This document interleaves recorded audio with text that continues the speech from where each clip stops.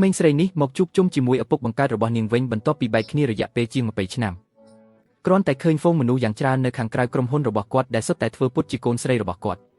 ពីស្ត្រីចំណាស់ម្នាក់ដែលស្ទើរតែមិនអាចឈរបានដល់បុរសម្នាក់ដែលទើបតែត្រឡប់មកពីវះកាត់នៅបរទេសសូម្បីតែមនុស្សមកពីឆ្ងាយក៏បង្ហាញខ្លួនពេញមួយយប់ដោយអះអាងថាជាកូនរបស់គាត់ទាំងអស់នេះក៏ព្រោះតែឪពុករបស់នាងគឺជាបុរសដែលមានជាងគេនៅក្នុងប្រទេសដែលមានទ្រព្យសម្បត្តិមិនចេះចប់មនុស្សរាប់មិនអស់កំពុងសម្លឹងមើលទ្រព្យសម្បត្តិនោះព្យាយាមយ៉ាងខ្លាំងដើម្បីក្លាយជាកូនស្រីរបស់គាត់ហើយដោយមានអ្នកបោកប្រាស់ជាច្រើននៅជុំវិញសូម្បីតែពេលដែលក្មេងស្រីឈរនៅពីមុខគាត់ហើយប្រាប់រឿងរបស់នាងក៏ដោយគាត់នៅតែគិតថានាងមានចិត្តនាអាក្រក់របាយការណ៍ដូចជារបស់នាងគាត់បានឃើញរាប់ពាន់ដងរួចមកហើយក្មេងស្រីព្យាយាមពន្យល់បន្ថែមប៉ុន្តែគាត់ធុញទ្រាន់រួចទៅហើយក៏ឲ្យគេអូសនាងចេញទៅនាងមានអារម្មណ៍ខឹងនឹងអយុត្តិធម៌ដោយហៅគាត់ថាជាអ្នកបោះបង់កូនចោលហើយនិយាយថាកម្មពៀនឹងមកដល់ភ្លាមបន្ទាប់ពីនាងនិយាយផ្គរលាន់ក៏បន្លឺឡើងហើយភ្លៀងធ្លាក់យ៉ាងខ្លាំងនៅថ្ងៃស្រឡះទោះជាយ៉ាងណាក៏ដោយគាត់មិនយកពាក្យរបស់នាងជាការសំខាន់ទេគាត់ចូលក្នុងឡានហើយចាក់ចេញទៅដោយគ្មានកន្លែងទៅនាងមានលុយបន្តិចបន្តួចប៉ុណ្ណោះដោយក្រុងនឹងចំណាយពេលមួយយប់នៅក្រោមស្ពានដោយមិននឹកស្មានដល់ឡានមួយបានឈប់ក្បែរនាង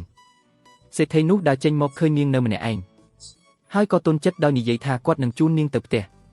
ប៉ុន្តែនាងនិយាយថានាងគ្មានផ្ទះទេហើយបន្ថែមថាឪពុករបស់នាងទើបតែបដិសេធនាងកាលពី2ម៉ោងមុនដោយប្រាប់នាងកុំឲ្យអះអាងថាជាសាច់ញាតិនៅតាមផ្លូវពេលឮដូច្នេះគាត់ក៏យកលុយមួយដុំចេញមកភ្លាមហើយប្រាប់នាងឲ្យចាក់ចេញហើយឈប់បោកប្រាស់មនុស្សទៀតប៉ុន្តែនាងមិនខ្វល់ពីលុយតតែសោះពេលដែលនាងរៀបនឹងដើរចេញទៅលោកម្ចាស់ចាស់ក៏មកដល់បន្ទាប់ពីបានឮដំណឹងនេះហើយក៏ស្ដីបន្ទោសគាត់យ៉ាងចាស់ដៃភ្លាមដោយសួរថាហេតុអ្វីបានជាគាត់មិនអាចចំណាំកូនស្រីខ្លួនឯងបានពួកគេប្រញាប់នាំក្មេងស្រីទៅមន្ទីរពេទ្យដើម្បីធ្វើតេស្ត DNA ពេលដែលគាត់ឃើញលទ្ធផលគាត់ពិតជាភ្ញាក់ផ្អើលយ៉ាងខ្លាំងគាត់មិននឹកស្មានថាក្មេងស្រីនោះពិតជាកូនស្រីបង្កើតរបស់គាត់សោះដោយព្យាយាមប៉ះពលពេលវេលាដែលបាត់បង់គាត់ក៏រៀបចំផែនការនាំនាងទៅផ្ទះភ្លាមប៉ុន្តែនាងមិនបង្ហាញការរំភើបអ្វីទាំងអស់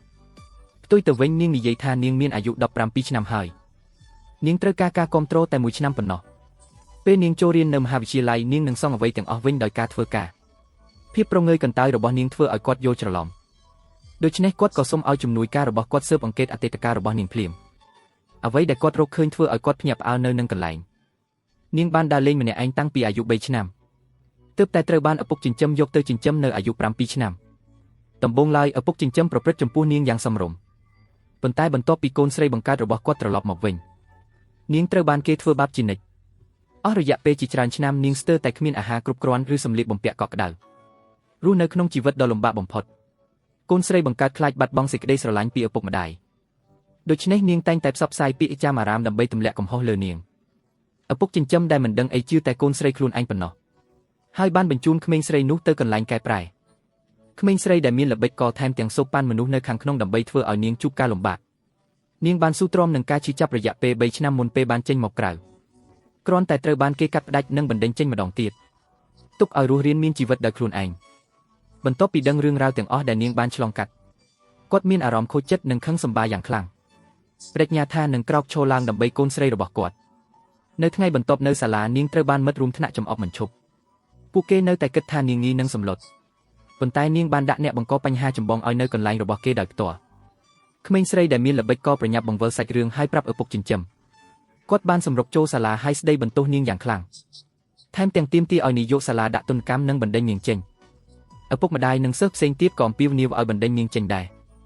នៅក្នុងក្រសែភ្នែករបស់ពួកគេអតីតកាលរបស់នាងមានន័យថានាងមានចរិតមិនល្អការរក្សានាងទុកនឹងធ្វើឲ្យខូចកេរ្តិ៍ឈ្មោះសាលាអ្នកខ្លះថែមទាំងគំរាមនាយកសាលាដោយនិយាយថាពួកគេនឹងប្តូរកូនរបស់ពួកគេចេញប្រសិនបើនាងនៅដោយខ្លាចធ្វើឲ្យឪពុកម្ដាយអន់ចិត្តនាយកសាលាសម្រេចចិត្តដាក់ទណ្ឌកម្មនាងដោយមិនស្ដាប់ហេតុផលរបស់នាងពេលនោះសេដ្ឋីក៏ដើរចូលមកក្រោមក្រសែភ្នែកភ្ញាក់ផ្អើលរបស់មនុស្សគ្រប់គ្នាគាត់ដើរសម្ដៅទៅរកក្មេងស្រីនោះកូនស្រីមានការប្រជុំមាតាបតាហេតុអ្វីមិនប្រាប់ប៉ាមួយម៉ាត់